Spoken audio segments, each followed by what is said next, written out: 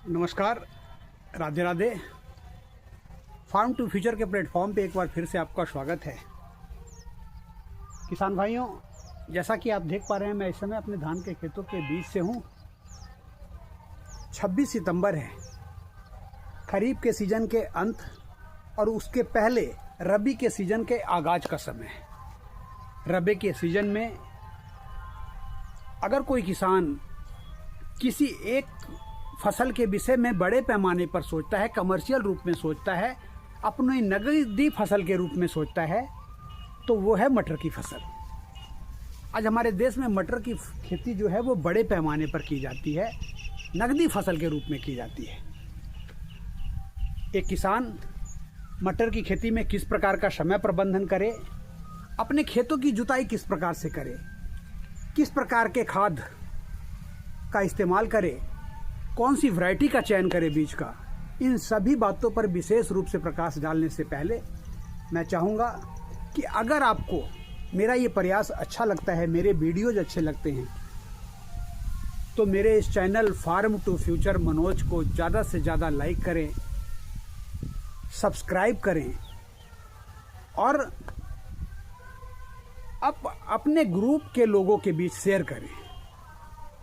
उससे मेरा ये जो प्रयास है वो तेज़ी से आगे की ओर बढ़ेगा। ज़्यादा से ज़्यादा किसान जो है मेरे इस मुहिम से जुड़ पाएंगे और हम एक दूसरे के साथ अपने अनुभवों को शेयर कर सकेंगे। किसान भाइयों, मटर की फसल की बात जब भी एक किसान के दिमाग में आती है, इस फसल को बोने के लिए किसान सोचता है तो मुख्य रूप से 5 चीज़ों पे उसे विशेष रूप से ध्यान देना होता है। पहला है समय प्रबंधन, और ये मटर की फसल में बहुत ही महत्वपूर्ण रोल अदा करता है। आपका समय ये तय करता है कि आपकी फसल जो है वो किस समय में तैयार होगी, कब बाज़ार पे जाएगी और उसमें का बाज़ार में क्या कीमत मिल पाएगा। मटर के फसल की बुआई का जो सही समय है वो 15 अक्टूबर से लेकर 25 अक्टूबर तक का है। इस समय में टेम्परेचर जो है वो मटर की फसल के अनुकूल होता है। अगर एक किसान जो है अपने फसल की बुआई इस समय में करता है तो उसको जर्मिनेशन में दिक्कत नहीं आती है, उसके पौधे की ग्रोथ भी अच्छी खासी होती है, उसमें किसान को ज़्यादा मेहनत करने की ज़रूरत नहीं होती है। लेकिन इस समय में बोई गई जो फसल है वो आपकी जब मार्केट में जाती है तो ज़्यादातर किसानों की जो फसल है, मटर की फलियां जो है वो बाज़ार में पहुंच जाती हैं और वैसी स्थिति में जो है आपको अपनी फसल का अच्छा भाव नहीं मिल पाता है। इसके लिए ये ज़रूरी हो जाता है कि आपको आपकी फसल की अच्छी कीमत मिले, तो उसके लिए ये ज़रूरी है कि आप उस फसल की अर्ली बुआई करें या फिर लेट बुआई करें। आपकी फसल बाज़ार में जल्दी पहुंच जाए या फिर देर से पहुंचे, पीक आवर में ना पहुंचे, पीक पीरियड में ना पहुंचे। जब एक किसान अपने फसल की मटर की फसल की अर्ली बुआई करता है तो उसका जो समय है वो 15 सितंबर से चालू हो जाता है। 15 से लेकर 25 सितंबर ये बुआई का सही समय है। इसमें जो बारिश का जोखिम है वो भी कम हो जाता है। हालांकि अभी तो इस इलाके में मतलब प्राकृतिक का दूसरा रूप है तो उसकी चर्चा हम नहीं करेंगे। तो एक किसान 15 से 15 फरवरी को अपने मटर की अर्ली बुआई कर सकता है। उसका समय प्रबंधन जब हो गया तो अगला जो काम बनता है वो खेत की तैयारी का। खेत जब उसकी जुताई के काबिल है तो मटर के खेतों में पहली जुताई रोटावेटर से हम करते हैं। पहली जुताई के बाद जो है वो खेत के हिसाब से, खेत की उर्वरा शक्ति को देखते हुए या फिर पिछली फसल के ग्रोथ को देखते हुए हम ये समझ जाते हैं, मतलब एक बड़ा हिस्सा हम ये पता लगा लेते हैं कि हमारे खेतों में किस प्रकार की उर्वरक शक्ति है और किन चीज़ों की कमी है। उस आधार पे हम मटर की फसल में अपने खाद के डोज को निश्चित करते हैं। किसान यहाँ पे 3 प्रकार के कम्बिनेशन के साथ आगे बढ़ना चाहते हैं। एक है एसएसपी के साथ, डीएपी के साथ, और एक नया कम्बिनेशन अभी आया है टीएसपी के साथ। बहुत सारे किसान इसके विषय में नहीं जानते हैं, लेकिन अब ये मार्केट में मिलना चालू हो गया है, और अगर मार्केट में उपलब्ध भी है तो चूंकि किसान इसके विषय में नहीं जानते हैं तो उस पर ध्यान नहीं देते हैं।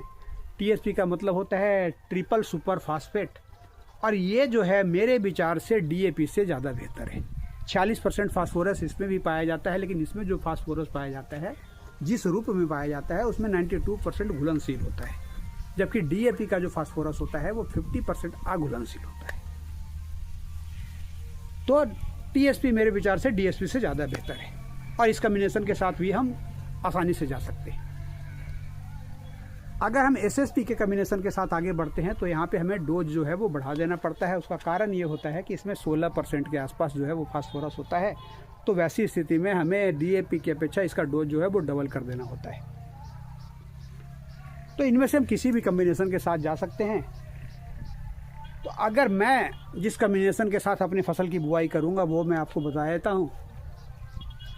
2 बोरी एसएसपी 1 एकड़ का, 8 से 10 किलो वेंटोनाइट सल्फर, 20 से 25 केजी पोटास, और 1 फंगीसाइड जो भी बाजार में आसानी से उपलब्ध हो। यहाँ पे आप सांप का भी इस्तेमाल कर सकते हैं। उसका डोज जो होता है वो आधा किलो प्रति एकड़ का।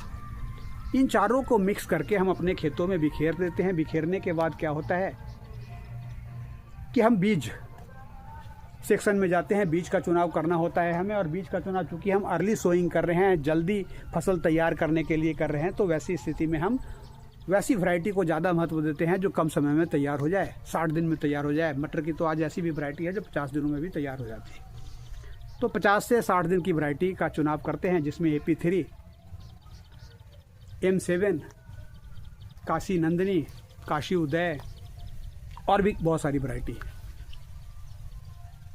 इन वैरायटियों का चुनाव कर लेते हैं। तो अब ये उठता है कि हम इन बीजों का जो है वो बुआई किस पद्धति से करते हैं।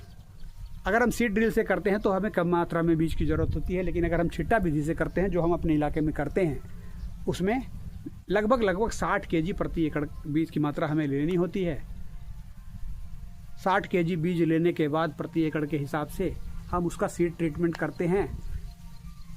उसका सीड ट्रीटमेंट हम कई तरह की फंगीसाइड से कर सकते हैं, थीरम से कर सकते हैं, कार्बेंडाजिम से कर सकते हैं, सांप से भी कर सकते हैं, जिसमें कार्बेंडाजिम उपलब्ध है। अर्ली सोइंग करते हैं तो थोड़ा सा बढ़िया फंगीसाइड का महत्व यहाँ पे बढ़ जाता है।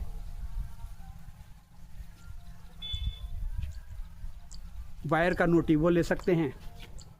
उसका कारण क्या होता है कि अर्ली सोइंग में बारिश के चांसेस ज़्यादा होते हैं। बारिश के चांसेस से सड़न की समस्या, गलन की समस्या आती है, तो बढ़िया फंगीसाइड यहाँ पे बेहतर काम करता है। उससे बीजों को उपचारित करके अपने खेतों में बिखेर दिया जाता है, और बिखेरने के बाद उसकी एक हल्की जुताई करते हैं ताकि बीज हमारे जो हैं वो मिट्टी से ढक जाएं और ज़्यादा से ज़्यादा 1.5 इंच की गहराई पे जाएं, जिससे कि जर्मिनेशन में दिक्कत ना हो। जब हम बीजों को ढक देते हैं तो फिर हमें उस खेत की हल्की सिंचाई करनी होती है। स्प्रिंकलर अगर है तो मच बेटर है, लेकिन अगर नहीं है तो ट्यूबवेल का पानी चलाकर पंप से मजदूरों के द्वारा हम छिट्टा विधि से खेतों की सिंचाई करते हैं। हल्की सिंचाई करते हैं, और मटर में जब भी हम सिंचाई करें तो हल्की सिंचाई होती है। जैसे ही पानी अगर जम जाता है या ज़्यादा सिंचाई कर देते हैं तो पौधों की ग्रोथ पे काफ़ी इफेक्ट आ जाता है, पौधे पीले हो जाते हैं और आपके पौधों की ग्रोथ रुक जाती है। तो हमेशा जब भी सिंचाई करें हल्की सिंचाई करें। खेतों की सिंचाई कर देने के 1 हफ्ते के बाद आपके खेतों में जर्मिनेशन जो है वो नज़र आने लगता है, पौधे नज़र आने लगते हैं, और यहाँ से एक किसान का जो है वो सही प्रबंधन चालू होता है। पौधों के का प्रबंधन इस समय किसान जो है वो नीलगाय से ज़्यादा परेशान है। लगभग सभी इलाकों में नीलगाय की समस्या है। मेरे इलाके में बड़े पैमाने पर समस्या है, और अगर आपके इलाके में नीलगाय की समस्या है तो पहले ये तय कर लें कि आप अपने मटर की पौध को नीलगाय से कैसे बचाएंगे। अगर आप बचा सकते हैं तभी मटर की खेती करने, वरना किसी भी दूसरे फसल की खेती करें। मटर की खेती किसी भी कीमत पे ना करें। नीलगाय मटर की फसल का दुश्मन है। एक बार उसने आपके खेतों में टेस्ट ले लिया तो कहीं भी किसी भी इलाके में रहेगी तो उसके दिमाग में आपके खेत घूमते रहेंगे। जैसे ही मौका मिलेगा वो आपकी फसल को चट कर जाएगी।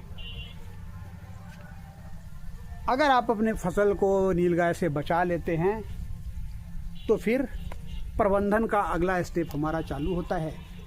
पौधे जब 20 दिन की होती है तो वहाँ पे एक फोलियर स्प्रे लेना होता है और इसमें एक बूस्टर डोज का इस्तेमाल करते हैं। बूस्टर जैसे ही कहते हैं तो आपके दिमाग में ये लगता होगा कि महंगा डोज, लेकिन ये बूस्टर डोज है लेकिन महंगा नहीं है।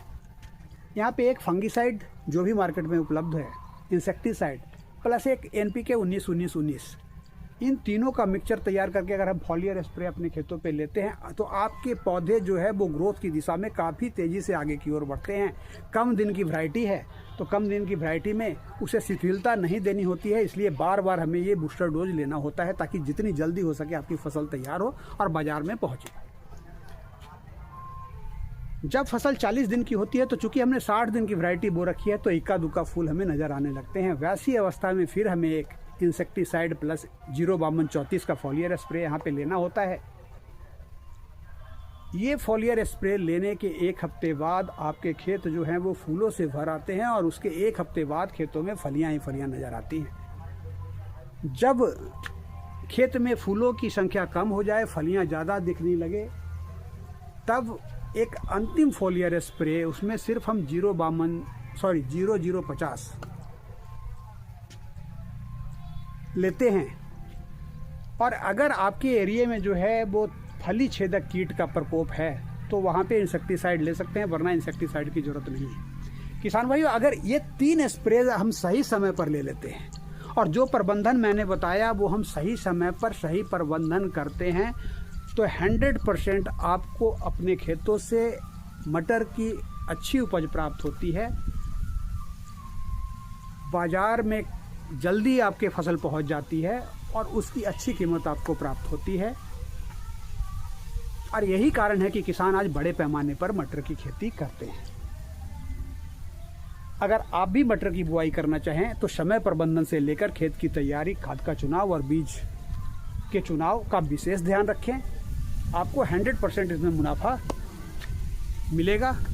धन्यवाद।